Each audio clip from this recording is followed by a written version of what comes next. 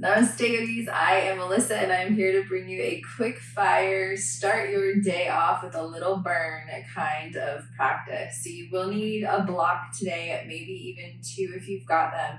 And we will begin by lying on our back with our knees bent, feet just about hips width apart. Just take a moment to settle here. Point your tailbone out towards your heels, snuggle your shoulder blades in towards the back, expand across the chest. Take the hands and rest them on the whole of your soft belly. So from the expanse of lower pubic region, thumbs move up towards the solar plexus. Just feel this space that protects and absorbs impact for all of our internal organs.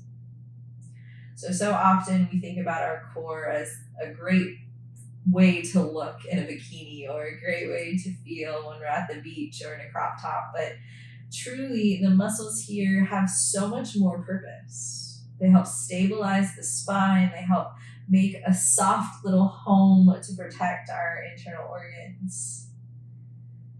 This whole space from the root of our torso to our solar plexus is the home of our lower chakras, our 3 lower chakras that really are responsible for making us feel who we are and connected into our power, our creativity, and our sense of being.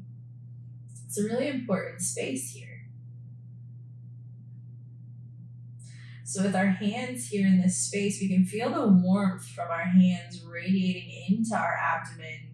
I just want us to take a moment to be accepting of where we are today. So often you think of core and you think about those 6-pack abs, and many of us are just hoping, praying, wishing that maybe one day we'll see that.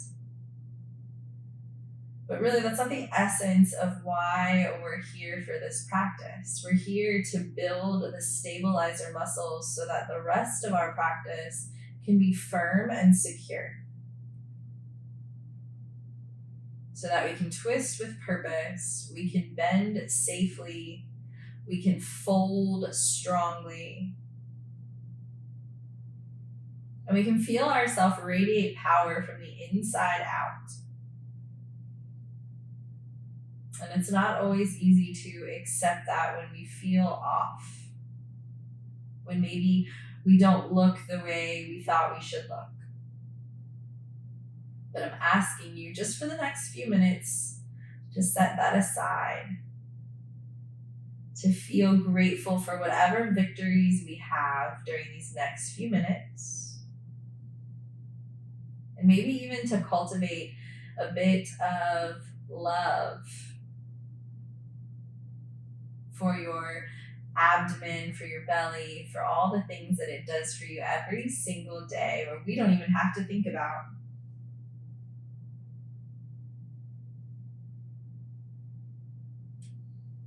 Taking a big inhale, fill up, fill the belly, feel the hands lift away, and then soft sigh out the mouth, because really acceptance can be challenging.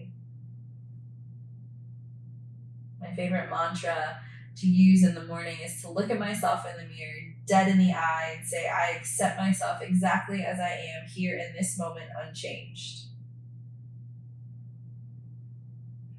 It took a long time to believe it, but now that I do, life is smoother than it used to be. So let's go ahead and begin. Take your hands, slide them behind the back of your head, elbows nice and wide. Braid the fingers, slide the thumbs down the back of the neck. Lift onto the toes, and then draw the knees into the chest, but do so in a way that you feel the front side of the hip flexors really fire on. Think psoas as you move into this crunch, lift the tailbone. And then slowly bring the tailbone back to the mat, tap your toes. And hug the knees in. Again, squeeze, draw them in from the low belly. Feel that movement. It should not feel particularly good. It should feel strong. Tap the toes. Pull the knees back in. We'll do this twice more, just beginning really slowly and really softly. We have a habit of rushing into practice, and we want to move with intention, even if it is core focused. Hug, squeeze, and tap. Set the feet down fully, walk the knees just about hips width apart, spread the toes, claw the floor here. Press down with the big toe to activate the arch. And then inhale, lift the head, shoulders off the mat. Try to look at the space where the wall and the ceiling meet rather than your knees. Try to keep the neck nice and long so we're not taking tension into that space. Lift up a little bit higher by contracting through the center, so you're going to push the rib cage into the hip bones. And then gently just draw the right elbow over towards the left thigh. Notice I'm not bringing the knees in, I'm just using left side obliques to squeeze. Draw back to center, keep the shoulders lifted as high as you can, elbows as wide as you can, and then twist, move left rib cage closer to right thigh. Keep the elbows expanding wide, breathe most importantly.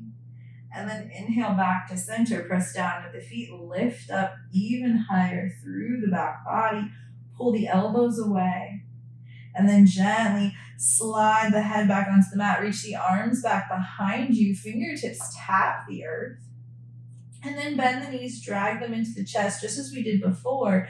But now we're going to extend the feet up towards the sky. And you'll know pretty quickly how this feels. If it's good in your body with your legs extended and arms back, hover there. If it feels a little tender, what I'd like for you to do is bend the knees softly, wiggle the hips right and left, and shimmy the hands underneath the back of the hips for a little bit of support. Either is correct. Do what you need, not what you think you have to do. As you're here, whether your hands are firming palm side down or backs of the hands, press and slowly start to bring the heels down towards the mat. Only go as far as you need to go. When it starts to hurt, you've gone too far. Remember, bent knees if you need. And then from that low belly hip flexor region, bring the toes back towards the face. And then keep the legs extended. Can you bring them further towards the face? Lift the tailbone. Soften the tailbone back, down, hover the heels above the hips. Keep the right foot lifted. Start to bring the left foot down to tap. As the left heel taps, lift it back up 3 inches. Pull the belly in, lift the head, the neck, and the chest. Arms stay behind you. And then we're going to tick-tock the feet. So gentle pulses for 5, for 4, for 3. Keep lifting through the shoulders. For 1. Settle the head down. Use an inhale to bring that left heel back to center. Press down through the hands. Slowly, feet together, squeeze ankles, draw the heels down towards the mat. Let them come to a space that feels strong. Pull in. I accept where I'm at. I hope I'm shaking. And then bring the heels back towards the sky. Bypass the sky. Bring the toes a little bit closer to the face. Lift the tailbone. And then bring the tailbone back to the mat. Heels hover over the hips. Flex the feet. Softly bring that right heel down to the mat. Slow, slow, slow. Can you do it on purpose? Tap the right heel and lift it up 3 inches. Lift the shoulders. Keep the head long, space through the throat. And then gently rock through the feet. For 5, 4, 3, 2, last one. And bring the heels up. Wrap the arms around the shins. Press the back of the skull into the mat. And then gentle rocks, just ironing out the low back. And to the other direction if you're making circles. And then we'll get a little more fiery. Take the hands behind the knees. Rock up and down the spine. And maybe come to land in your Navasana. Feet extend, hands are still behind the thighs. Leave them there for a moment, lift the heart up, pull the belly in, smile at your toes, maybe think about that spring pedicure. And then gently release the fingers, reach, pull the heart up. We'll be here for just another breath. Feel how strong you are in your own body. Cross the ankles, roll up, and fold in. Take a moment to just ease through the belly muscles. Gentle twist to release. Take the right forearm in front of the body. Maybe it's right hand at this point. And we'll just twist open to the left. Relax the muscles of the face. They love to take that tension for us, don't they? And then bring the left arm down to replace the right. Press down to lift up. Bring the right arm down. We'll reach for our blocks. Take one block to the outside edge of your right hand, and we're going to play with moving that block around in our planks. So setting up first in our plank is the most important. Take a moment in our table and extend the right leg back as though you're just getting a gentle, mild calf stretch. Bend the knee, let that knee land right where it is. Shift the left knee back to meet it, tuck both sets of toes. And then before we lift from our knees, if we choose to lift from our knees, I want you to find that diagonal. So instead of having our booty way up in the air, we want the spine in one long line. So we may be here today on our knees. If this feels strong and we can keep everything squeezing into the midline, maybe we lift our knees. A good way to test our alignment is to pull back into downward facing dog and see if we can find that really nice inverted V shape without walking the feet in. Pour yourself back out into your plank, look forward. And it may be more than enough just to stay in plank, or maybe we move the block. We shift our weight into our right hand, pick the left hand up, move the block to the outside of the left hand and set the left hand down.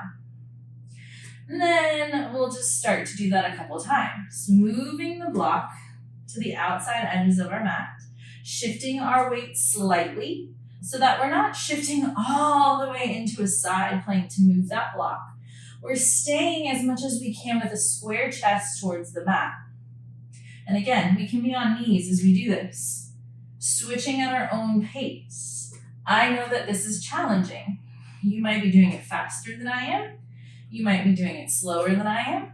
You might be watching me doing it thinking, no, I don't think so. Wherever you are, it's perfect. It's where you need to be. Change the block back to its original position.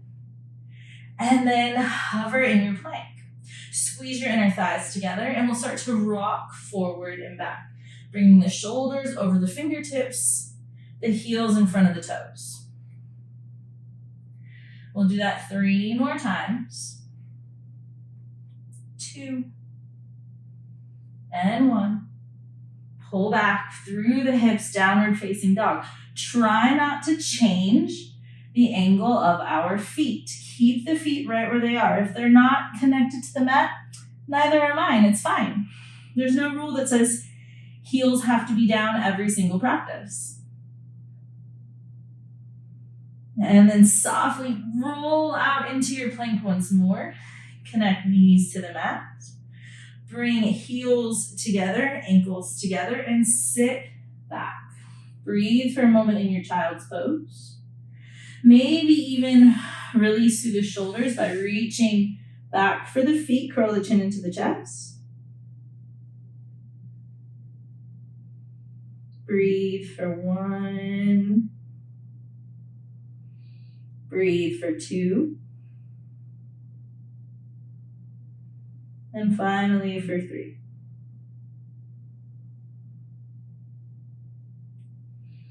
Slide your hands back out onto the mat. Roll all the way onto your belly. Reach your feet back behind. we'll need one of our blocks. We'll set it out in front of us. And we'll reach our hands forward so that we can find our hands on either side of the block. So we've done front, we've done side. We need to get into the back part of our core because the core wraps the entire circumference of the abdomen. We don't want to ignore our back muscles. Plant the feet firmly into the mat. Rest your forehead or chin onto the mat. Keep a hold of that block. We'll keep the feet down. We'll inhale, lift the block, lift the head, look forward. And as you exhale, bring the block back behind you in the right hand. Change hands, still lifting the chest, and bring the block around. Tap the right hand, and then swing it back in the left hand. And exchange. And we're going to do that a few more times, just moving with your own breath, trying to keep the isolation, the strength in the lower back, and breathing. Breathing being the most important part. Next time it ends in the right hand, let it end. And then place the block down on its medium side.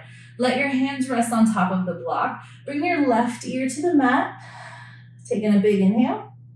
And as you exhale, sigh, maybe wiggle the block forward, get a nice stretch in the shoulders. Inhale, bring that right ear to the mat. Wiggle the block forward, still stretching into the shoulders.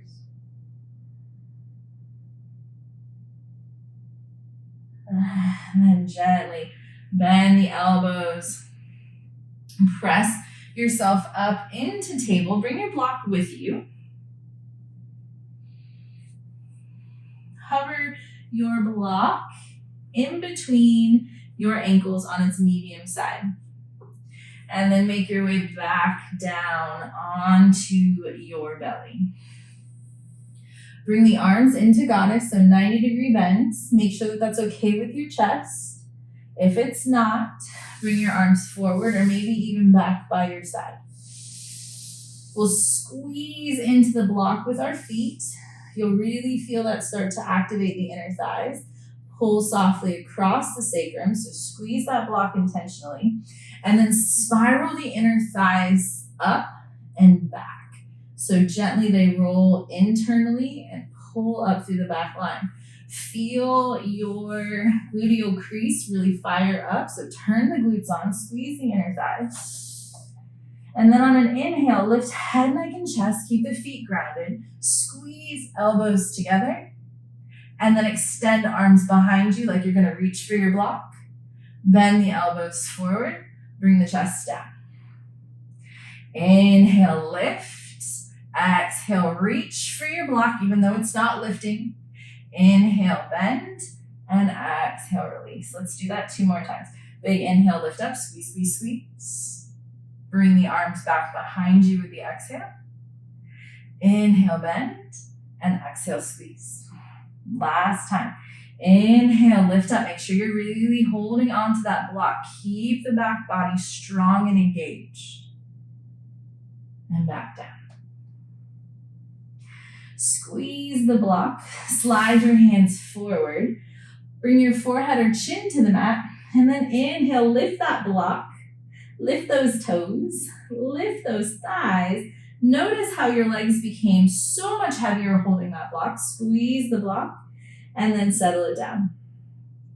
4 more times. Inhale, squeeze. Exhale, release. Inhale, squeeze and lift. Press the hip points into the mat. And release. Last 2, inhale, squeeze, spiral the thighs up and back, and release. Last 1, inhale, feel as though the femurs, the long bones of the legs are shooting up through the hamstrings, and then release. 1 time, if you have 2 blocks, reach for that second block, bring it in between the hands. Squeeze the palms onto the block. So this time have pinky fingers pointed down. Pull the shoulder blades back onto the back. We love to reach them too far forward, but have everything in. So the last thing, and then we'll stretch and get ready to start our way towards Shavasana. So think, I am strong, I am capable, I am burning. I've more than worked my tapas today. My perseverance is lit up. Use an inhale to soften the belly. I know that seems counterintuitive, but we don't want to be holding so much in the front body that we don't let the back body do the work. Take a moment to press the hip points down into the mat. Activate through the gluteal crease, send the tailbone towards the heels. Draw the shoulders onto the back.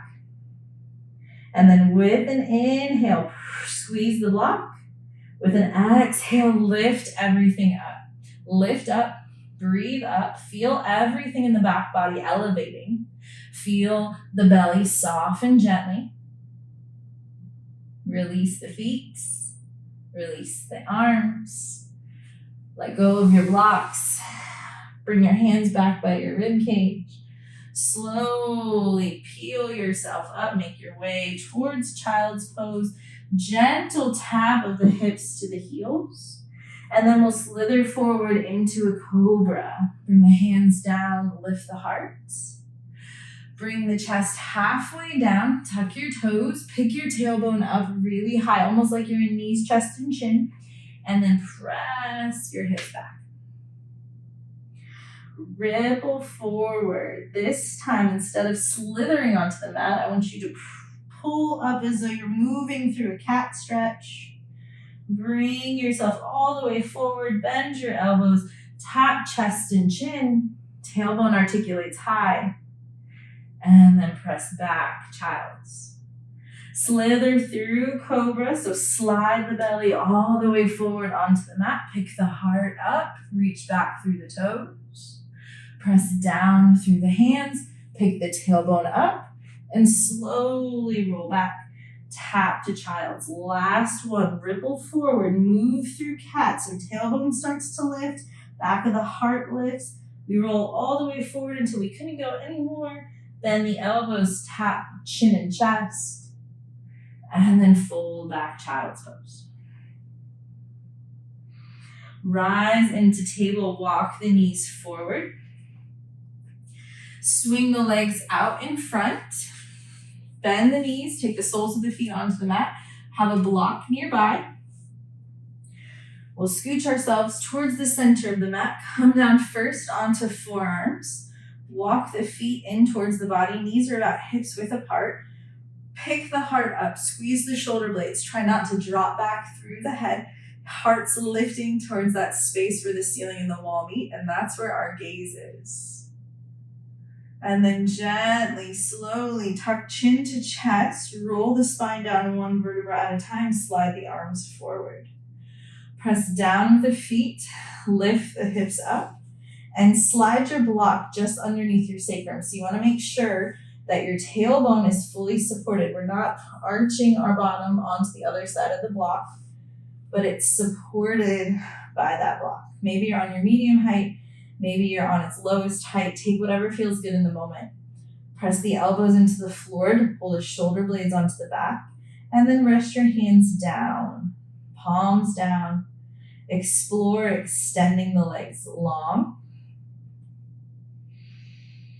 Feel how that opens up across those hip flexors, those really strong muscles of the psoas that we use to help pull the knees into the chest early on into practice. And then maybe expand fully into your bridge. Reach your arms back behind you. Fingertips lengthen, toes lengthen. The hips settle onto the block. Notice where the ribs are. We tend to pick them up here, slide them forward towards the sky, but instead, can we settle them into the body?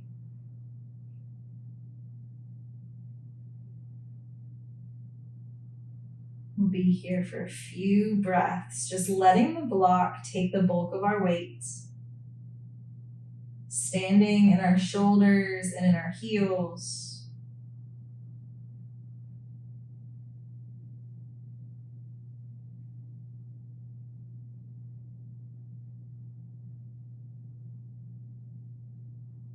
Allow your hands to come back by your side. Maybe hold onto the block for stabilization, bend one knee and then the other. Press yourself away from your block, slide it out. Hug your knees into your chest. Keep the right knee in, extend the left leg nice and long. Drag the knee towards the outside edge of the body, more towards the underarm than the heart. And then the left hand will guide the right knee across. Extend the right arm out long. Check in here. If this is a lot across the low back, bring your knee back to center. Bend your left knee. Shift fully onto your left hip.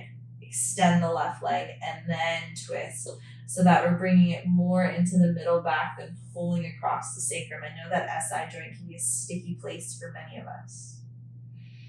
We want to be where we're at. It's a lot easier to accept where we are in our own bodies when we're not injured, when we're not hurting.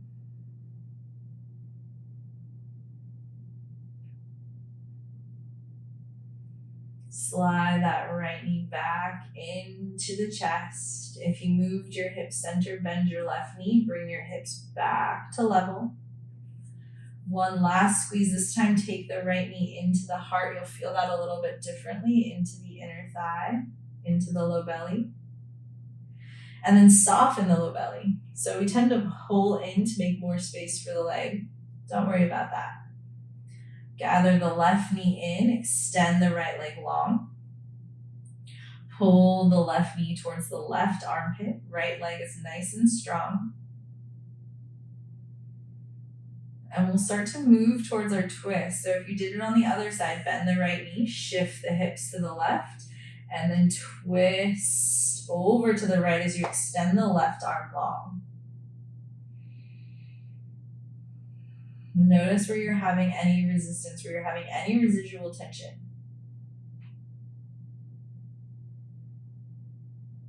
And see if you can simply let it go just by thinking about it. Sometimes it's as easy as acknowledging where we feel discomfort, where that fire is still burning. We can put it out by simply thinking about smothering it.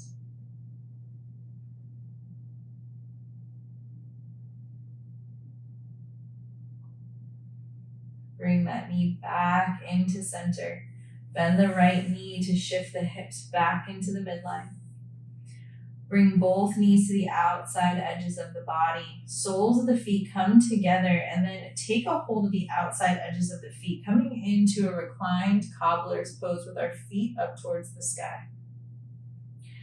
And then gently just wiggle through the hips. One knee comes a little more forward than the other. Wiggle, wiggle, wiggle.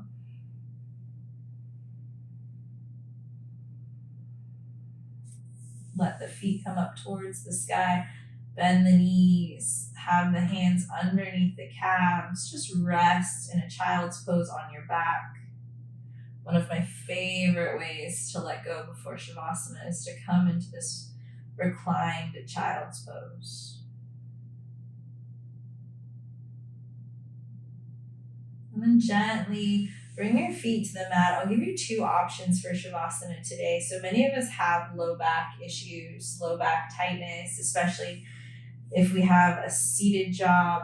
And it feels nice to rest in constructive rest. So we walk our feet as wide as the mat. Let gravity take the knees in together. Hands will just rest on the low belly.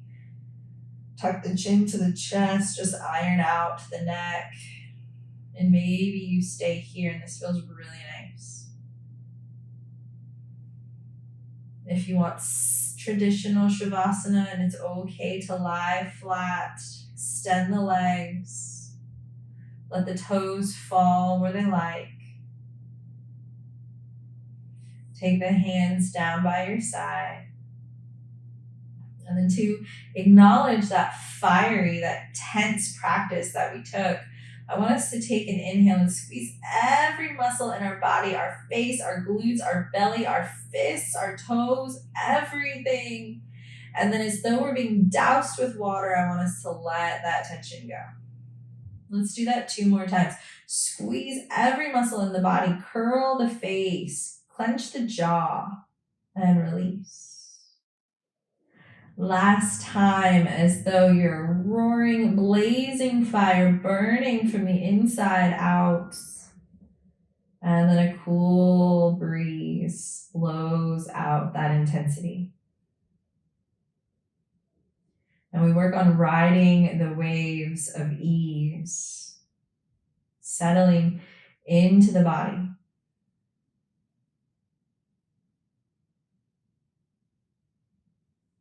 The really beautiful thing about fire is that as it burns, it brings life.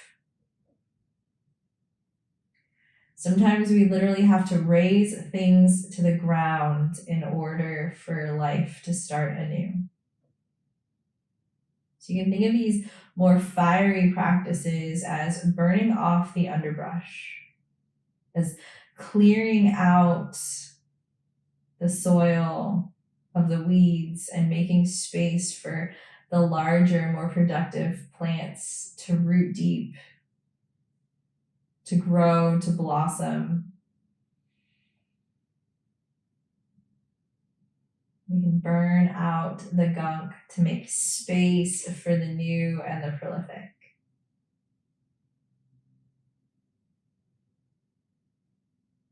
And in our bodies, we can burn out those spaces where we cannot simply accept things as they are, when we're always living in the should be's. Let these fiery practices burn away should and expectation, and make space for acceptance and love to grow. Stay here as long as time permits. You might even be in your mind thinking about all the spaces that you're trying to cool those fires mentally. Wherever you are, be there. Relax, restore, accept. Namaste. Thank you, yogis.